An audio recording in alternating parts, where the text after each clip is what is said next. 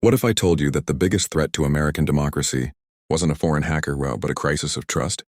Last night, on July 16, 2026, millions of Americans watched the President of the United States step behind one of the most powerful podiums on earth. It was a moment that could have reassured a divided nation. Instead, it sparked one of the most controversial political debates in recent memory. I've watched presidential speeches shape history. I've seen leaders address wars, economic collapses, and national emergencies. Every sentence spoken from that podium carries enormous weight because the presidency is built on one thing above all else: public trust. Once that trust begins to crack, the consequences spread far beyond Washington.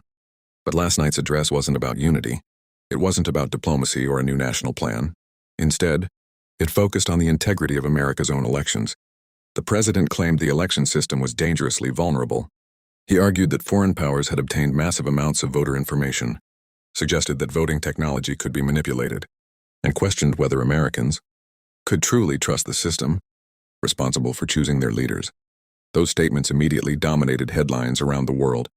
But here's the question that deserves far more attention. If America's election system is truly facing such a serious threat, why were many of the very institutions responsible for protecting that system reduced or dismantled beforehand? That's where this story becomes far more complicated than a political speech. To understand why so many experts reacted strongly, we need to go back more than 2 decades. Following the disputed 2000 presidential election, lawmakers from both major parties agreed that America's election system needed modernization. That effort resulted in new standards, improved voting technology, stronger oversight, and better coordination between federal and state officials. Years later, cybersecurity became an even bigger priority as concerns grew about foreign interference targeting democratic institutions around the world. Election security gradually evolved into a layered defense system, combining technology experts, intelligence agencies, state election officials, and independent oversight. The goal wasn't to guarantee perfection. The goal was resilience. Every layer acted like another lock on the front door. If one layer failed, another remained in place.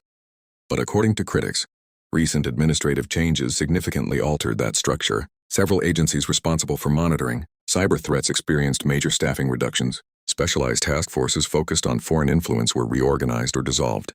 Independent election oversight bodies also saw major leadership changes.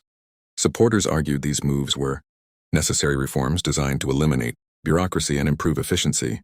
Critics viewed them very differently. They argued that weakening defensive institutions while simultaneously warning the public about growing threats creates an obvious contradiction. Imagine removing smoke detectors from a building, then announcing that everyone should be terrified of a fire. Whether that comparison is fair depends largely on political perspective. But it explains why last night's speech generated such an intense national reaction, almost immediately. Because this debate is no longer just about voting machines. It is about confidence. Confidence in institutions, confidence in leadership, and ultimately, confidence in democracy itself. But the story doesn't end with one presidential speech. Because once the cameras stopped rolling, election officials across the country began asking a far more uncomfortable question. Who's actually left to defend the system? Several state election leaders warned that many of the federal partnerships in cybersecurity programs they had relied on for years had either been reduced or shut down. According to their concerns, states were being asked to prepare for another national election with fewer resources, fewer specialists, and fewer layers of coordination than before. Imagine asking firefighters to protect an entire city after closing half the fire stations. That's why critics argue this debate isn't simply about election integrity. It's about institutional capacity.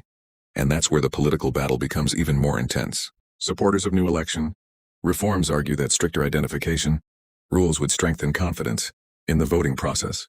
Opponents counter that the real challenge isn't preventing eligible citizens from voting.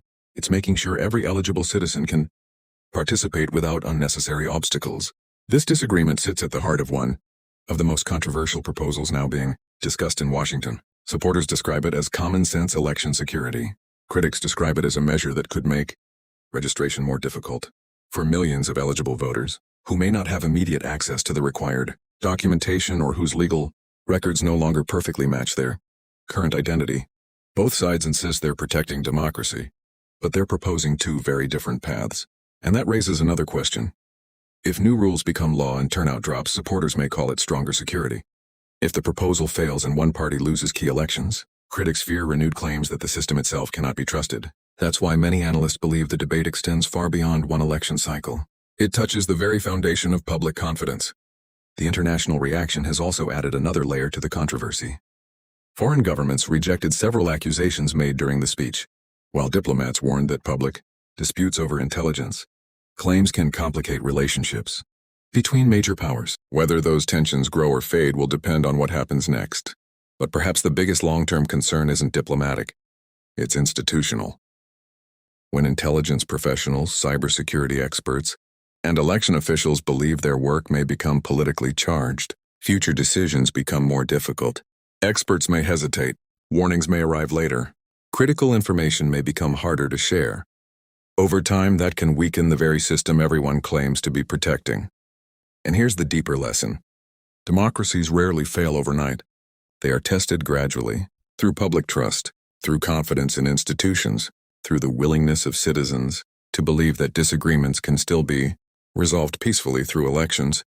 Election security absolutely matters. So does transparency. So does accountability.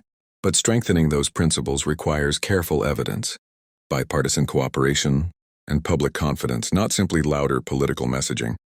History has shown that democracies remain strongest when citizens continue participating, asking difficult questions, verifying information carefully, and respecting the rule of law even during periods of intense political disagreement. Because in the end, the most powerful force in any democracy is not a speech delivered from behind a podium. It is millions of ordinary citizens peacefully exercising their right to vote and believing that every lawful vote deserves to be counted. The future of any democracy depends not only on its leaders, but on the trust its people choose to protect.